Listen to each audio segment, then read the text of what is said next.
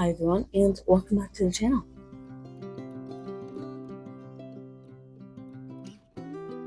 So, I wanted to wear this for one of my videos. I might wear it for some others in the future, we'll see. Also, my shirt in honor of June and Pride Month, it's my pan shirt. It's panda, pan flag behind it, and it says I'm a panda. So, anyway, as you can tell from the title and the thumbnail, we are talking about my June wrap-up, my monthly June reading wrap-up, whatever you want to call it. I know I feel like last month was a little bit rough around the edges. This one might be as well. But I did want to try to expand a little bit more for June. So that's what we're doing. So to just go over some of the statistics, because that's what we're here to do. I read 9 books in June, and then 2,226 pages and 18.75 hours. That I feel like makes sense. I want to go over my statistics and then talk about the books that I read, my DNFs. I'm going to show the books. I'm going to go over my statistics, show the books that I have physically that I read, and then just go over all of them. Actually, it might just make more sense for me to just go through the books one by one. But like with all of my videos, the titles and authors are mentioned down below in the comments, or down below in the description. And then for this video, because this is an overview, my star ratings are also down below in the description. You know, I stuck this up here because this is the one physical book that I have that I'm currently reading right now. The other 2 books are an ebook and an audiobook. And then I was like, wait, can you even see that behind the hat? And I was like, well, no, you can't. So I moved it over. Anyway, so 9 books read, 2,226 pages read, and 18.75 hours. Average time to finish was about 11 days.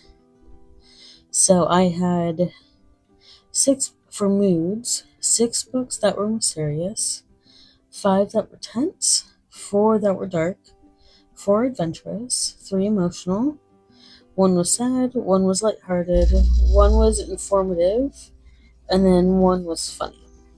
What was the funny one? Oh, Spy Family. Okay, that makes sense.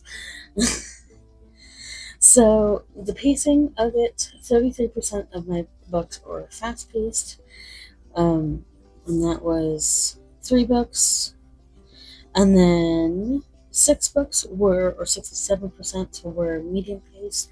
Like, I still kind of wonder how they create these graphs for, like, pacing. Page number makes sense, like, page number, audiobook length, nonfiction versus fiction, that kind of stuff, and format, those all make sense. But for mood and pacing, it's like I wonder how they put that together, because is it the moods you put in, or is it like the average moods of what's been put in by everyone who's read the book? The latter makes more sense. But anyway, I'm referring to the story graph, by the way. So yeah, 3 books were fast, 6 books were medium paced, no fast books, which I technically would consider Spy Family a faster. I mean, this is the thing. It's so subjective, and like the thing is, I consider a fast paced book a book that I can get through quickly, even if it's not necessarily even if the story is not necessarily fast paced. If I can get through it relatively quickly, I consider that a fast paced book. And I would consider Spy Family a fast-paced book because it's manga first off, and second off, it is relatively quick to get through. Anyway, that's besides the point. Page number, 57%. 4 of them were 300 to 499 pages, and then the other 43%. Why is it like, oh, audiobooks, that's why. I was like, why is there only like 7? I couldn't do math for a second. And I was like, oh yeah, audiobooks though, 2 of those audiobooks. Anyway, so less than 300 pages was 43%, 3 of the books, and then the other 2 were audiobooks. Okay, audiobook length was between, 2. Audiobook length was between 8 hours and 15.99 hours. That was like the total, like, no other audiobook lengths. Fiction versus nonfiction. What was the nonfiction one? Oh, that makes sense. Half of these books I don't even remember reading. That's kind of the crazy. I mean, I remember reading majority of them. Actually, there's only one that I didn't remember reading this month, and I was looking back at it. I was like, "Oh yeah, I read that, didn't I?" So yeah, 11% one book was nonfiction. The other 89% was nonfiction. 4 historical books, 3 young adult, 3 mystery, 3 fantasy, 2 thriller, 2 romance, and then the rest are 1 for the genres. The rest are 1 book. LGBTQI plus. Oh, I did read a Pride Month book. I should have been a little bit better with reading my Pride books during Pride Month, but reading queer stories should not be limited to queer month, Pride Month. Anyway, so 1 queer book, 1 science fiction, 1 memoir, 1 manga, 1 horror, 1 history, 1 graphic novel, and then 1 crime. So those were the genres. As for format, I have 1 digital book, and then which was 11%, 2 audiobook, 22%, and then the other 67%, the other 6 books were print. And then all the books I read were in English because I do not. I mean, I know how to speak. I I'm. I wouldn't say I'm fluent in French. Would I be able to read in French? Not necessarily fluently, but I could, relatively speaking, pick up the general idea. I know how to speak some Nova Scotia Scottish Gaelic. I just wouldn't be able to read it, except for like the occasional word here and there. Anyway, so I have 9 reviews. My average star rating was 4.04 stars. 2 books I didn't give a star rating to. 1 book I gave 2.75 stars to. That was a book I did not remember. 3 books were 3.75. This was a 3.75 star heavy month. So, yeah, that was a little bit of a surprise, but at the same time, not a surprise. 1 4.5 star, 1.75 star book, and then 1 5 star. So, those are like the statistics, and to go over I think I had like 3 DNFs, so I'll talk about those at the end as well. So, the first book that I read in June was Where They Last Saw Her by Marcie Rendon. I did not give a star rating to this one, but like just because like this was a book I didn't feel like I could give a star rating to, but I did really enjoy this one. And honestly, I highly recommend reading this one because we need to like the way we need to read more queer books. We need to read more Indigenous-based books and BIPOC books. So, Where They Last Saw Her did not give a star rating to, but I do highly recommend that book. That was probably one of my favorites from this month. And then the second book I read was Bury Your Gaze by Chuck Tingle. This was the one I did not remember reading, and I gave this one 2.75 stars. This is my review of it. Um, I'm gonna you can go to my story ref and read the review, but usually I include a quote and then I give like a little review. So this was my review. You know who the quote was, you know who the real villain is. I continue, strolling through the lobby and joining a line of other writers, directors, cinematographers, and actors as they filter inside to find their seats. Unchecked capitalism and the desire for capitalist systems to monetize other people's trauma. So, like, I like the concept of Bury Your Gaze. And then the rest of my review was I seem to be reading a lot of horror lately, even though it's not my usual genre. Similarly, anyone? I do think that this was well written and hit a lot of good topics at points. I just had a hard time connecting with this one and staying invested. So, like, yeah, like, I had a hard time with it, and I think that's to this book's credit because it does hit a lot of heavier topics and a lot of heavier points. I just The thing is, like, I think part of it with at least as a queer person reading this book, like I'm pansexual, hence I'm a panda. But like that's like that's something that I fully don't associate. Like I associate with it because that's what I feel is the closest thing to what defines my sexuality. But like I just like it's one of those things where it's like you don't want to fit in the box, you know. And I'm not saying that being queer is like fitting into a box, but it's like it being pansexual. That's usually what I tell people, but it's like it doesn't fully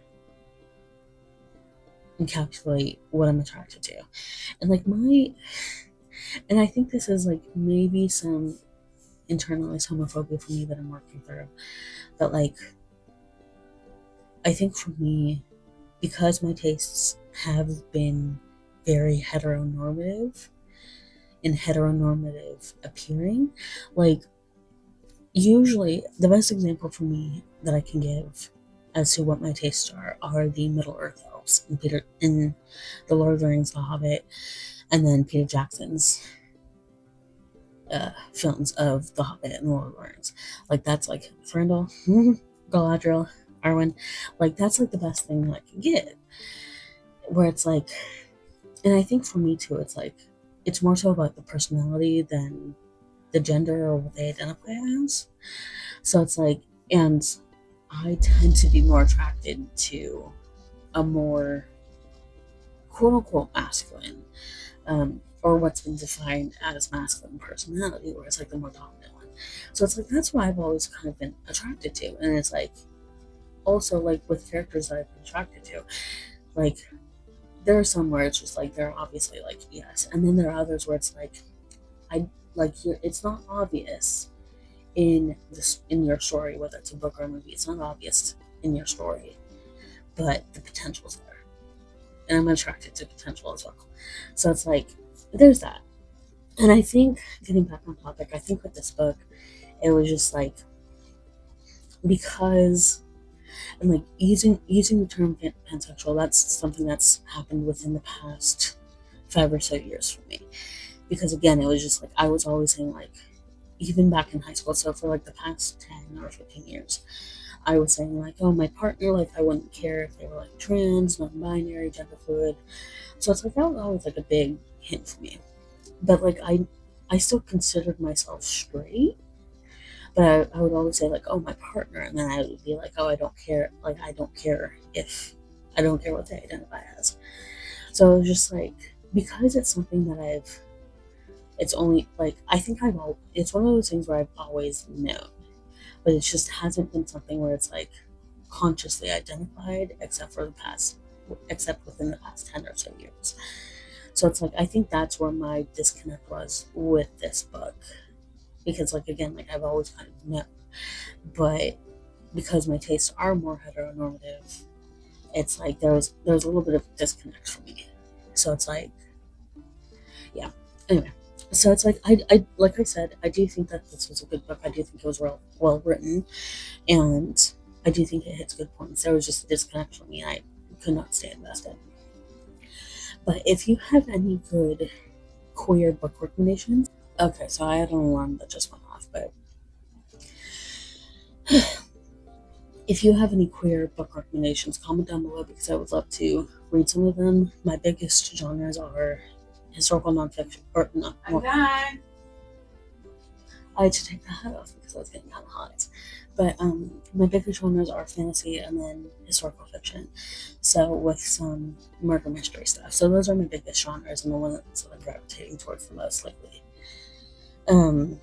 Next up is What the River Knows by Isabel Ibañez. This was Secrets of Denial, Volume 1 of 2.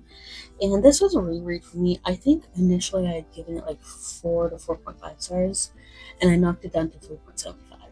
Not because I think this is like an inherently bad book, because I did really enjoy it. It's just, I think there were some parts of it where I was just like,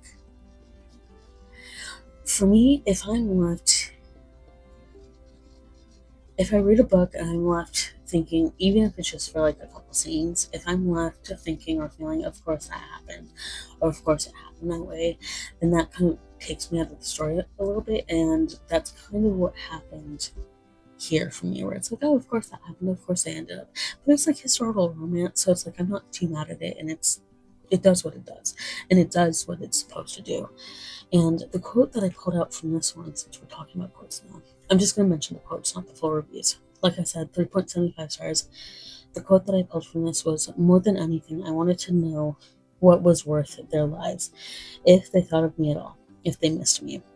And I feel like that's like she's talking about her parents in that moment. And like, honestly, so that's a sentiment I think everyone shares, which is why I pulled it. But it's like sometimes like you wonder like if the people you love most, like if they think about you, if they miss you, if they want to talk to you, and it's like it did touch me. So um yeah, that was a good book. It does what it's supposed to do, so I enjoyed it. Going back to where they last saw her, I want to pull the quote from that. Um because again, like I do think this is an important read. The quote was, "We've been targets since the Chimuk. I'm so sorry if I'm not pronouncing it correctly. I don't think I right.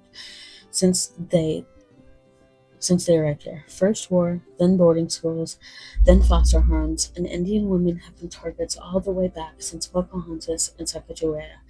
Teenage girls taken and used, women taken and used, and it's like, mm, especially like I think like I read this for MMIW week, missing and murdered, or murdered and missing Indigenous Women Week, and like honestly, so there are some trigger warnings for where they last saw her, so be aware going into it that there are trigger warnings. But going back, I talked about what the river knows by Isabel Ibañez. The next book that I read was The Quarter Queen, and I really enjoyed this one. This was my only 5 stars for this month, and I'm so glad that I read it this month. I saw it as in a post on Instagram, and I was like, oh, that the cover looks interesting. The Quarter Queen, New Orleans, the Fleur de Lis. Like I saw the cover, and I was just like, oh my gosh. And then like the description, like I'm trying to keep this video on the shorter side, but like the description also helps. It's about Marie Laveau and then her daughter, so it's like chef's kiss. So the quote I pulled from this one: "A thousand questions. Marie had no idea how her mother ended up unconscious in the Dreadwood. In the passing of only one night, her plans had been cast to the wind as good as dust, so much of her life thrown its about."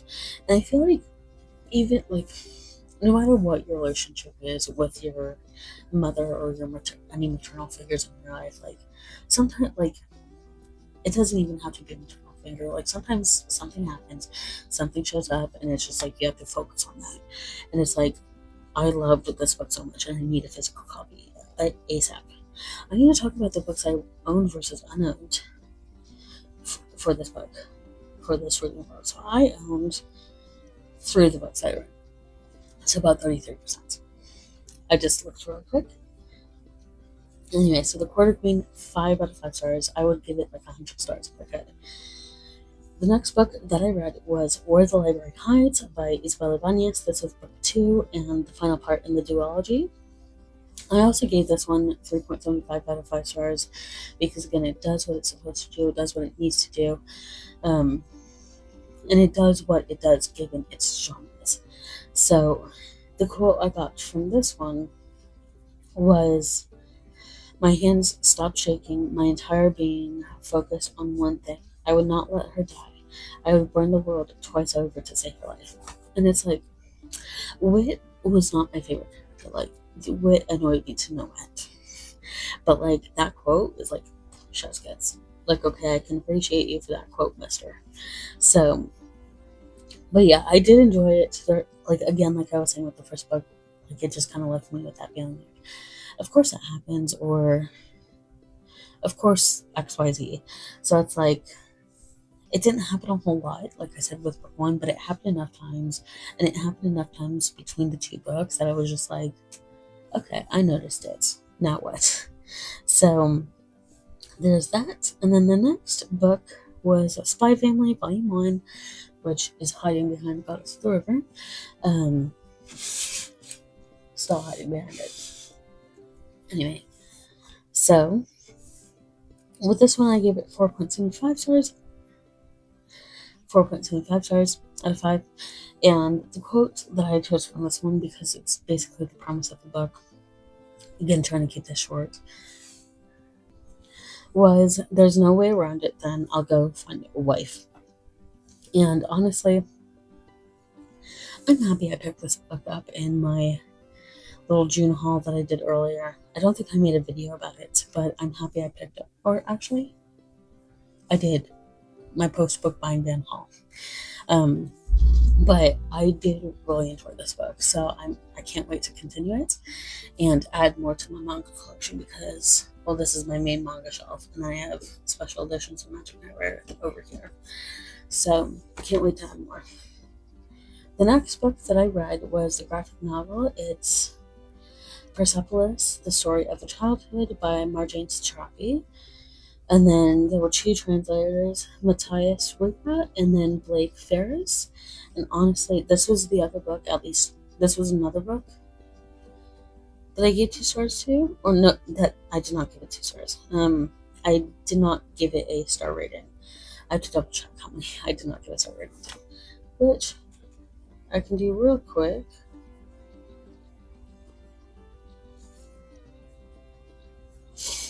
Where's that? No star rating. Okay, so yeah, it was just these 2 books that I did not give a star rating to. But this was another one where it's like absolutely must read. And on the one hand, like, I do understand why it took me a while to read it, just because like I wasn't sure. Initially, when I was first hearing about it, I wasn't sure what exactly it was about, and then I was just like, I don't know if I'm ready for it mentally, because there are certain topics that I have to be in a good mental space for, so I was just like, I don't know if I'm ready for it. And then, because I hate, like, on the one hand, I hate the fact that it took her passing for me to be like, I'm gonna borrow this and read it, but at the same time, it's like, better late than never. And honestly, like, yes, this book, 100%, this should be required reading in schools. So the quote that I pulled from this one was, "The internal war had become a bigger issue than the war against Iraq." And so, and like, to talk about the review for this one, I misspelled in my review, so I'm gonna fix it. I put date instead of rate, as in like start rating. So I put, in my review, I said, "Another hard book to rate," because the first one was Marcie R. Rendon's Where They Last Saw Her. Anyway, "Another hard book to read, especially considering it's a memoir about tumultuous times. It was so interesting reading this and reflecting on everything going on now. And honestly, like I said, I think this should be a required reading." So that's Persepolis. And then the next book that I read was Pride and Premeditation by Tirzah. And then this is the first in the Jane Austen murder mystery series by the author. I gave this 3.75 out of 5 stars. Like, I enjoyed it. I think, do I talk about it in my... I don't think I talked about it in my reading vlog that I'm doing, my summer reading vlog. Because I did a June reading vlog, and then that kind of fell to pieces. And that didn't happen. But yeah, I'm doing another reading vlog right now. I don't think I read it during this reading vlog. When did I finish it? June 20th. Actually, I might have read it in this reading vlog. So anyway, like I said, I gave it 3.75 stars, and I do think it's a good book, and it, like with some of the other books, it does what it's supposed to do for its genre and for what it is. It's Pride and Prejudice retelling. So the quote that I chose from this was, "But she would not object to running into him again." So, and I think that was like a nice little nod to the original Pride and Prejudice in the quote, for the quote specifically. Even though it's been a while since I read Pride and Prejudice. So, like, I don't think that's an original quote to Pride and Prejudice, but I do think that's like a nod where it's like to Liz's character, where it's like, oh, it's Mr. Darcy, and you keep running into each other, that type of deal. But I do have a copy, and I'm probably going to read Pride and Prejudice with my sister and my friends. We're gonna do like a little pseudo non-book club type deal. And then the last book that I read and finished in June was The Secret Lives of Murderers' Wives, and this was also up there with some of my favorite books. This one I gave 4.5 stars too, and the quote that I chose from this was like initially I had another quote lined up, because usually, especially when I listen to audiobooks, I try to have, especially when I'm borrowing audiobooks from Libby, like I try to have the quote kind of already set aside, so that then I can just copy and paste it and I don't have to find the quote again, or I don't have to find a quote for it. But like, so I had a quote set aside for this, and then I heard this one, and then I was just like, that's a little too relatable for now as well. So the quote is, so one of the main characters, Bev, she's in an interview, and the guy interviewing her, this is like his big line, I would say. Are you saying women need to be afraid of all men? He barks out a laugh, because that doesn't really seem fair, right?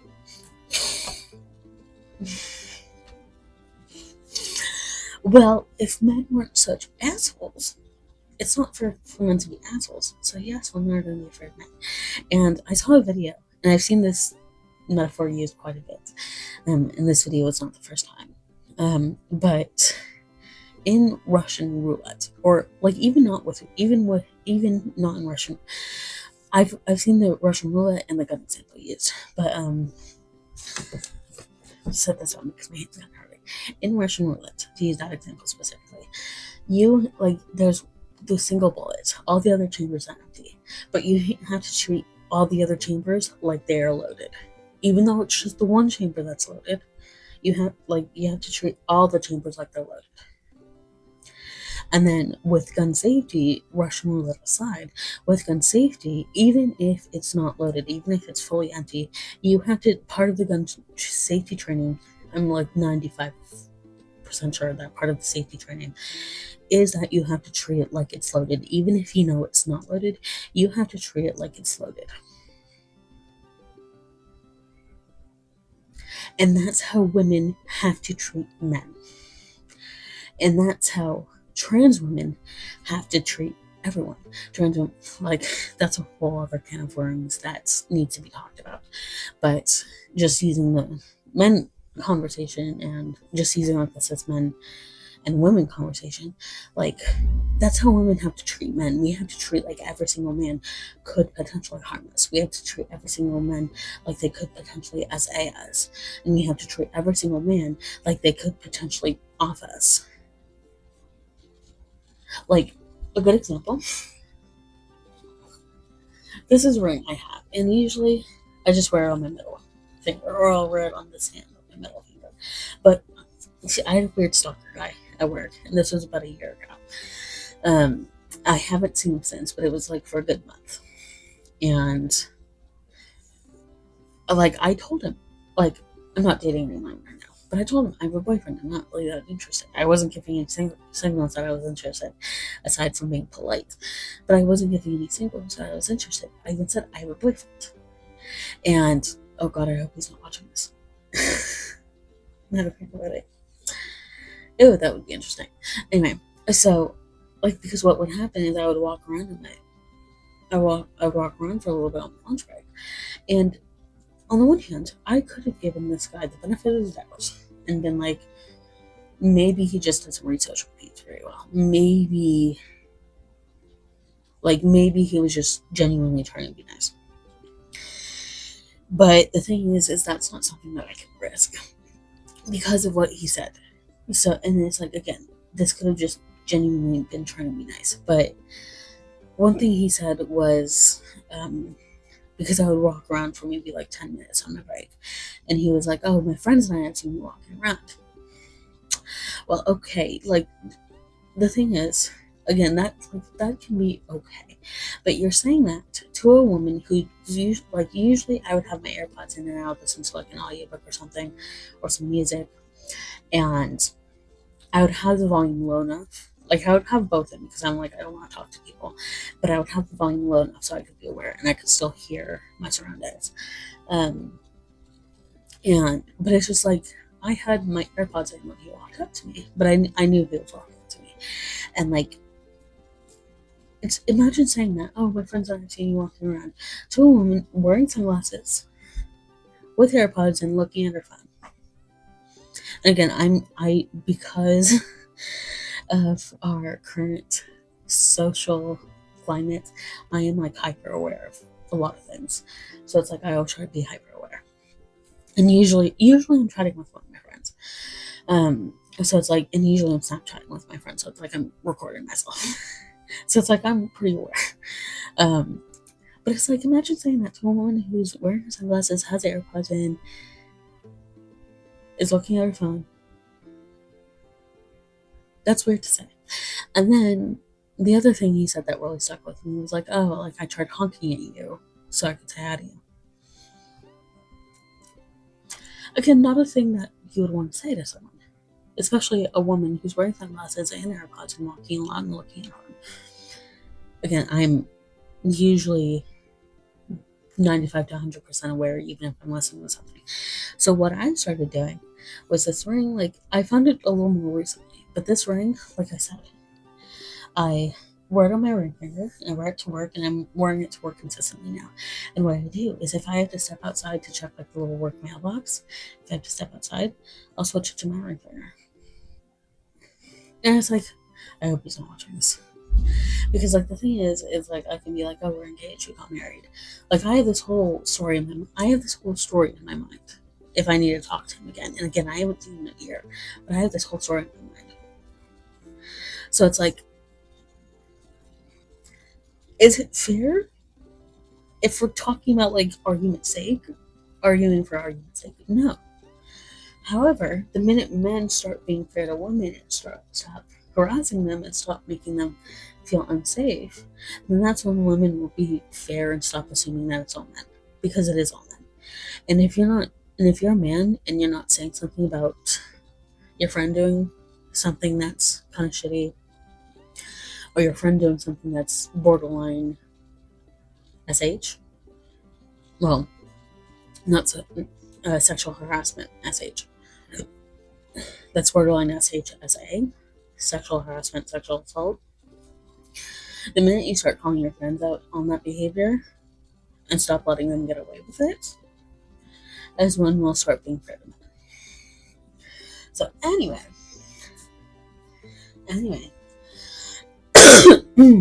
excuse me, that was the last book that I read in 2026, or in June 2026, and I have a video planned for Storygraph and what I wish they would add or updates. But for the books that I DNFed, there were 3 books that I DNFed. The first one was The Dry by Jane Harper, and I was listening to that as an audiobook, and this was Aaron Falk book number 1. And like, I thought that, I'm looking at my review real quick, but I thought this had an interesting plot and premise, and I do think it's a really good murder mystery for the summer. There were some parts that were personally getting to me a little bit too much, so I had to put it down. So yeah, that's the main reason why I put it down, because like, how far was I when I put it down? I stopped on June 7th. I was about 15% of the way through. And then the next book that I DNF'd was Murder Takes a Vacation by Laura Lippman. I was also listening to this as an audiobook, and I DNF'd around 11%. Usually I try, like, at the very, very least, I try to get at least 10% of the way through a book. Because I'm trying to give these books a fighting chance, especially, like, there's no financial risk, because a lot of the books that I'm DNFing are books that I'm borrowing from the library, which is great, because again, no financial risk, but I'm still trying to give them a fighting chance before returning them. But with this one, I do think, like, I think this had a very interesting concept and a very interesting premise, and with this one, I desperately wanted to get further in. The chapters, I feel like, for a murder mystery, I feel like the chapters were way too long. Some, like at the shortest, these chapters were maybe like 45 minutes at the shortest. Some were getting to 60 minutes or even longer than that. And it's like, I think that is so unnecessary for a murder mystery. Like having chapters be that long. If, like, I'm used to long chapters, I like long chapters. Well, I didn't finish that actually. I haven't finished it. But Shadow of the Gods. I like a good long book. I like a good long chapter. I need to put it back now. But it's like, for a murder mystery, it's like you're reading it for the murder mystery. And I think with this, it was taking too long to get to the main bit of the story, the murder mystery part. And I do like um, Mrs. Blossom, and then I think Alan was his name. Like I did like their dynamic, but it was just like the chapters were too long, and it's like I don't need all of the build up of her journey to get to the cruise. Like I didn't need all of that. And this is one that I've read during my summer reading vlog, which I'm recording now. But like, it's like I didn't need all of the build up. It's just like give me like I do think there's a good balance between showing and telling. This is something I mentioned in that video. There's a good balance between showing and telling, where you can't like. I think a lot of authors are afraid to tell. Like obviously, you can 1000% overdo it with the telling, but it's like I feel like in this case, telling would have been good. Of being like have like her meeting with Alan, and then have her like when she's on the boat, have her reminiscing like, oh my gosh, it was such like we had such a nice date, and like we did a lot of talking, and like the gummy incident was a little bit of a surprise, but like it was still really nice of him to see that I was nervous. So it's like I wouldn't have mind telling in that situation because it would have worked, and we would have gotten to the main part of the story quicker. So it's like we didn't need all the build up, and the fact that the chapters were 45 minutes long, it for a murder mystery is insane. So anyway, that's besides the point. That's the main reason why I DNF'd it, and I did want to give it a shot. I really did, like I mentioned, but like I couldn't. And then the last book that I DNF'd was Just One Damn Thing After Another by Jodi Taylor. This was another one that I read for my summer reading vlog, and like I like the concept of this one. And I literally got a quarter of the way through it because I wanted to give it a chance. It just it has a very interesting concept. It just for me it didn't have a whole lot going for it. And I say this in my summer reading vlog, but I feel like I think what I'm finding is that like I really like the niche of like older people or the people you'd least expect going on these adventures or doing these murder mystery investigations. Um like the people you'd least expect. So like an older character, maybe a character who's retired, maybe a character who like has an injury, or like characters you wouldn't be as likely to see. Like in the Thursday Murder Club, yes, that's older people, but in the Thursday Murder Club, you have like Joyce, and like Joyce is so sweet, and it's like she's not necessarily someone. Whereas like Elizabeth, Helen Mirren's character in the movie, Elizabeth, like she's very like reserved, so you kind of expect her to be interested in this kind of stuff. Whereas like on the flip side, Joyce, you wouldn't expect someone like Joyce to be interested or like to have that kind of knowledge or to get that excited, and yet she does. So it's like that's kind of like my niche, someone you wouldn't expect as much.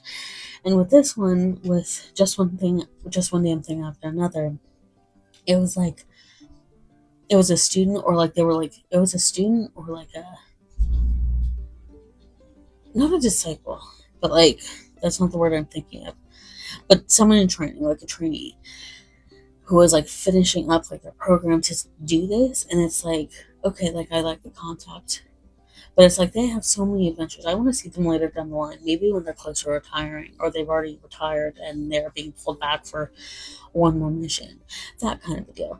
And talking about like unexpected people with Shadow of the Gods, Sword series by John Gwynne, like Orca, she's not like she's a fighter and she's a warrior, but she's not someone you would have expected to go out and do that, because I like at that point in life she's a wife and a mother. So it's like, yeah, she's still a warrior, and being a wife and a mother doesn't discount the warrior side of her, but it's like she's at a point where she's like, I'm good. And then it's like, okay, I need to go do this. So that kind of deal.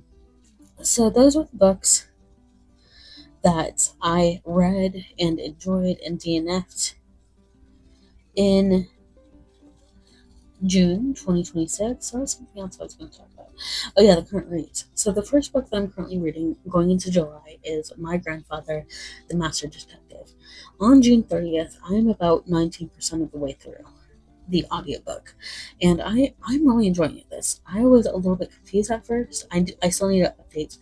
I'm only going to update the reading log when I'm about 50% of the way through or so, because I'm trying to keep that a little bit on the shorter side, but still talk about it enough. But I'm really enjoying it. I was a little bit confused at first, but I am really enjoying it.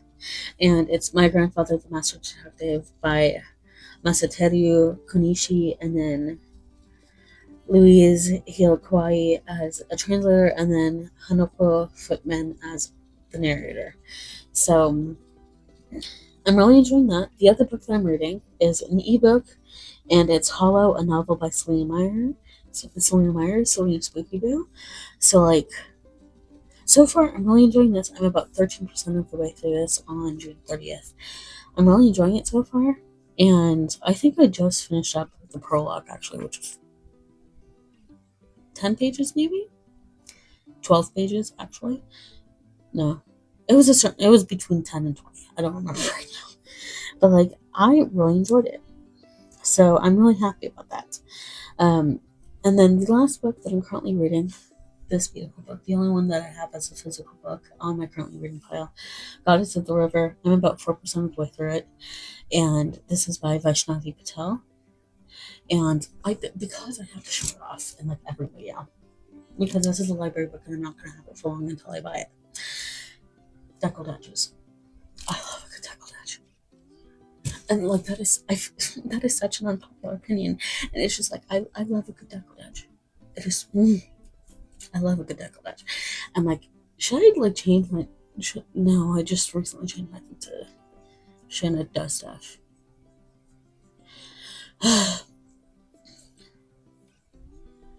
I was just thinking I should change like my username or something, or my like thing to like.